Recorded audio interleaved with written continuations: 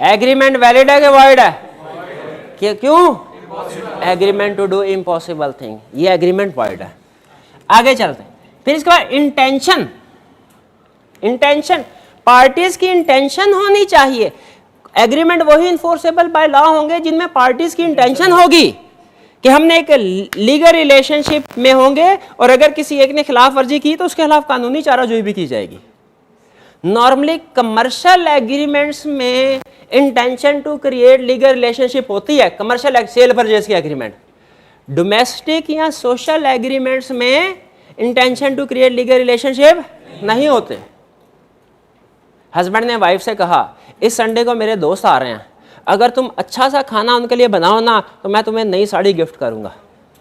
ये real case बता रहा हूं आपको। वाइफ ने कहा मसला है कोई नहीं, ऐसा खाना बेफिक्र। दोस्त आया, बड़ा अच्छा खाना बनाया और खिलाया उसको, दोस्त चले गए। उसके बाद वाइफ ने कहा साड़ी, उसने कहा साड़ी कैसी, कोई साड़ी वाड़ी नहीं, भाग जाओ। क्या वाइफ हस्बैंड के खिलाफ लीगल एक्शन ले सकती है? क्यों नहीं ले सकती? Intention to create legal relationship में। क्लियर हो गया? तो एग्रीमेंट में और कॉन्ट्रैक्ट में फर्क समझ आ गया? क्या फर्क है? Forcible by law. और कौन कौन से एग्रीमेंट इनफोर्सेबल बाय लॉ नहीं है? जो इम्पॉसिबल हैं, जो इलीगल हैं, जिनमें intention to create legal relationship नहीं। क्लियर हो गया? तो आज हमने, बस यही आज का लेक्चर था। आज हमने क्या टर्म सीखी मुझे बताइए? ऑफर, एक्सेप्टेंस, एग्रीमेंट और कॉन्ट्रैक्ट। क्विकली जरा इसको रिवाइज कर लेते हैं। ऑफर का मतलब क्या है? जब एक पर्सन किसी दूसरे को विलिंगनेस शो करवाता है कुछ करने या ना करने के लिए। ठीक है, जब ऑफर की जाती है इसमें दो पार्टीज इन्वॉल्व होती हैं, एक ऑफर, एक ऑफरी। दूसरी पार्टी के पास ऑप्शन है, चाहे एक्सेप्ट करे चाहे रिजेक्ट करे। ठीक है, अगर एक्सेप्ट करे तो इसको कम्युनिकेट करना है ऑफरर को। ठीक है, और एक्सेप्टेंस के बाद वो ऑफर क्या कहलाता है? प्रॉमिस। और अब पार्टीज के लिए टर्म्स क्या यूज की जाएंगी? प्रॉमिसर और प्रॉमिसर। क्या एग्रीमेंट में सिर्फ एक ही पार्टी प्रॉमिस कर रही होती है? दूसरी पार्टी भी इन रिटर्न कोई ना कोई चीज प्रॉमिस कर रही होती है। और ये जो दूसरी पार्टी इन रिटर्न प्रॉमिस कर रही होती है, इसके लिए लीगल टर्म क्या है? कंसीडरेशन। शाबाश, कंसीडरेशन। ठीक है, एक ही एग्रीमेंट में अगर हम दोनों पार्टीज हैं, मेरे लिए मेरे पॉइंट ऑफ व्यू से देखेंगे तो कंसीडरेशन कुछ और होगी, इनके पॉइंट ऑफ व्यू से देखेंगे कंसीडरेशन कुछ और होगी। ठीक है, और अगर प्रोमिसेस हैं, ऑफर एक्सेप्टेंस है, प्रॉमिस भी है, कंसीडरेशन भी है, उसे कहते हैं एग्रीमेंट। क्या सारे एग्रीमेंट इनफोर्सेबल बाय लॉ होते हैं? नहीं। कुछ एग्रीमेंट इनफोर्सेबल बाय लॉ है, कुछ एग्रीमेंट इनफोर्सेबल बाय लॉ नहीं है। जो एग्रीमेंट इनफोर्सेबल बाय लॉ नहीं है वो कौन से हैं? इलीगल, इम्पॉसिबल, जिनमें intention to create legal relationship ना हो। और जो एग्रीमेंट इनफोर्सेबल बाय लॉ होते हैं वो कॉन्ट्रैक्ट। अच्छा, एक टेक्निकल सेंटेंस बोल रहा हूं अब, ये क्विक रिवीजन होगी आज की हमारे। अगर ये सेंटेंस समझ आ गया तो इसका मतलब है आज का पूरा लेक्चर समझ आ गया। जरा गौर से सुनिएगा। कहता है every contract is an agreement but every agreement is not a contract. भाई ये बात समझ आ गई? चले गुड, आज का काम हो गया। लेकिन अब जरा कुछ थोड़ी सी टेस्टिंग भी कर लें। मैंने आपसे कहा था ना, हम कोशिश करेंगे कि हर लेक्चर के एंड पे कुछ थोड़ी सी टेस्टिंग हो। तो 1 मिनट की ब्रेक आपको दी जा रही है, आप थोड़ा सा रिलैक्स हो जाएं। अगर पढ़ना चाहे, बल्कि रीडिंग छोड़े, घर जाके रीडिंग कर लीजिएगा। 1 मिनट के लिए रिफ्रेश हो जाएं, नोट्स वगैरह बंद कर लीजिए, कुछ थोड़ी सी हम डिस्कशन करेंगे। पॉज कीजिएगा जी। आज के लेक्चर में जो कंसेप्ट डिस्कस किए गए हैं, इनके ऊपर कुछ छोटी छोटी केस स्टडीज़ हैं, वो मैं चाह रहा हूँ आपके साथ डिस्कस कर लूँ ताकि मुझे भी और आपको भी तसल्ली हो जाए कि हम आज जो कुछ हमने सीखा है इसकी बेस पे कोई शॉर्ट केस स्टडीज़ अटेम्प्ट करने के काबिल हैं कि नहीं। अच्छा, ये शॉर्ट केस स्टडीज़ आपका कंसेप्ट रिफ़्रेश करेंगी और हो सकता है एमसीक्यूज़ में भी काम आ जाए। लेकिन एग्ज़ाम में जो नॉर्मली आईकैप केस स्टडी पूछता है वो इतनी छोटी नहीं होती। ठीक है, तो ज़्यादातर केस स्टडीज़ जो हैं वो सिर्फ कंसेप्ट रिफ्रेश करने के लिए या एमसीक्यूज़ जो हमारे आएंगे उनकी तैयारी के लिए है। लेकिन कुछ केस स्टडीज़ ऐसी हैं जो बड़ी हैं, ठीक है, और वो एग्ज़ाम में टेस्ट हुई हैं। तो स्टार्ट करते हैं हम।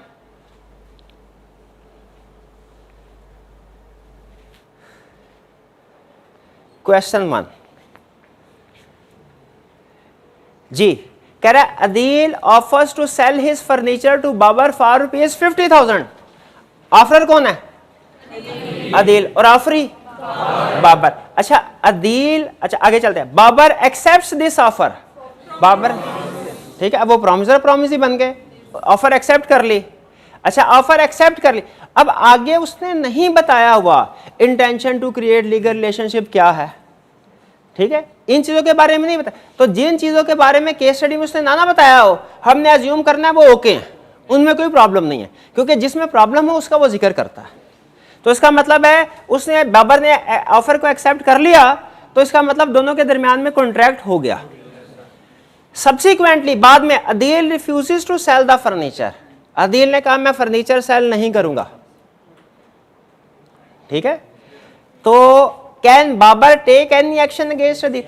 देखें, कॉन्ट्रैक्ट होने से पहले पहले, एक्सेप्टेंस होने से पहले पहले कोई पार्टी अगर उसको कैंसिल करना, रिफ्यूज करना चाहे कर सकती है, कॉन्ट्रैक्ट होने के बाद नहीं। कॉन्ट्रैक्ट होने से पहले एक पार्टी अगर कैंसिल कर देना तो इसे कहते हैं ऑफर रिजेक्ट हो गई। लेकिन अगर एक्सेप्टेंस के बाद, कॉन्ट्रैक्ट होने के बाद कोई पार्टी कहे मैंने ये काम नहीं करना, तो हम ये नहीं कहते ऑफर कैंसिल हो गई, हम कहते हैं कॉन्ट्रैक्ट ब्रीच हो गया, ब्रीच ऑफ कॉन्ट्रैक्ट। और ब्रीच ऑफ कॉन्ट्रैक्ट कानून की नज़र में जुर्म है, इस पे सजा होती है। तो अब बताइए, एक्सेप्ट करने के बाद अदील ने रिफ्यूज कर दिया मैं फर्नीचर सेल नहीं करूंगा, क्या बाबर कोई एक्शन ले सकता है? बिल्कुल एक्शन ले सकता है, क्योंकि कॉन्ट्रैक्ट हो गया था, ये कॉन्ट्रैक्ट तोड़ा गया है। जब कोई पार्टी कॉन्ट्रैक्ट को तोड़े से क्या कहते हैं? Breach of contract. अच्छा अब आपको एडिशनल मुश्किल कंसेप्ट है, बोनस के तौर पे बता रहा हूं, याद रहे तो ठीक है, ना याद रहे कोई मसला नहीं है। जब कोई एक पार्टी कॉन्ट्रैक्ट को तोड़ती है ना, तो जो एग्रीड पार्टी है उसके पास दो ऑप्शन होती हैं। कानून के पास जाए, उसका दरवाजा खटखटाए और दो कानून पूछेगा हाँ बोलो क्या चाहते हो। तो जो बाबर है इसके पास दो ऑप्शन है। पहली ऑप्शन ये कहे सर इसने जो फर्नीचर कहा था ना, मुझे इसे कहे कि फर्नीचर मुझे बना के दे। इसको कहते हैं suit for specific performance. Specific performance का मतलब है जो कहा था वो करो, सूट फॉर स्पेसिफिक। और दूसरी ऑप्शन क्या है बाबर के पास, कि कानून को ये कहे सर फर्नीचर बनाने से इनकार कर दिया, लेकिन इसकी वजह से ना मेरा नुकसान हुआ है, मेरे ग्राहक जो है वो खराब हुए हैं और मुझे नुकसान, इसे कहे मुझे डैमेजेस हर्जाना अदा करे। दोनों चीजें नहीं मांग सकते आपने। इसका मतलब है जब कभी ब्रीच ऑफ कॉन्ट्रैक्ट होगी ना, आपने घर से बाहर निकलने से पहले ये डिसाइड करना है कि आपने जो केस फाइल करना है उस पार्टी के खिलाफ ब्रीच ऑफ कॉन्ट्रैक्ट की वजह से केस फाइल करना है, तो आपको क्या चाहिए, डैमेजेस चाहिए कि स्पेसिफिक परफॉर्मेंस चाहिए। तो कोर्ट के पास वो केस फाइल करना है। सूट फॉर डैमेजेस कर सकते हैं, सूट मींस केस, या सूट फॉर स्पेसिफिक परफॉर्मेंस, दोनों के लिए नहीं। ये क्लियर हो गया? आगे चलते हैं। नेक्स्ट कहते हैं Adeel offers to buy bike from Babar for ₹50,000 to which Babar responds positively. इसका मतलब क्या है? कॉन्ट्रैक्ट हो गया। चलिए, is there any contract between Adeel and Babar? Yes. अच्छा कौन सा, एक्सप्रेस के इम्प्लाइड? एक्सप्रेस है, एक्सप्रेस है। चलें, बहरहाल कॉन्ट्रैक्ट जो उसने पूछा है इज देयर एनी कॉन्ट्रैक्ट, तो कॉन्ट्रैक्ट तो हो गया। चलिए, अच्छा ज़बानी कलामी हुआ कि रिटर्न फॉर्म में इससे फर्क पड़ता है? कोई फर्क नहीं पड़ता। सिर्फ इक्का दुक्का कॉन्ट्रैक्ट हैं जिनका रिटर्न होना जरूरी है, वरना एग्रीमेंट ओरली हो या रिटर्न फॉर्म में वो एक जैसे होते हैं। जी जी,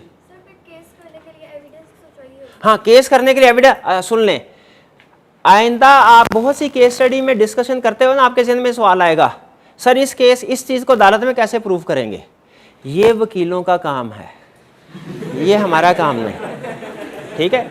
ये वकील इसी वो बड़े बड़े रास्ते निकाल लेते हैं, वो गवाह ले आएंगे कोई, वो हो सकता है उसने मोबाइल पे रिकॉर्डिंग कर रहा हो, ठीक है, वो बड़े तरीके होते हैं, वो और भी तरीके होते हैं बड़े, ठीक है। तो ये याद रखिए। हाँ ओरल इस हद तक आपका पॉइंट ऑफ व्यू वैलिड है,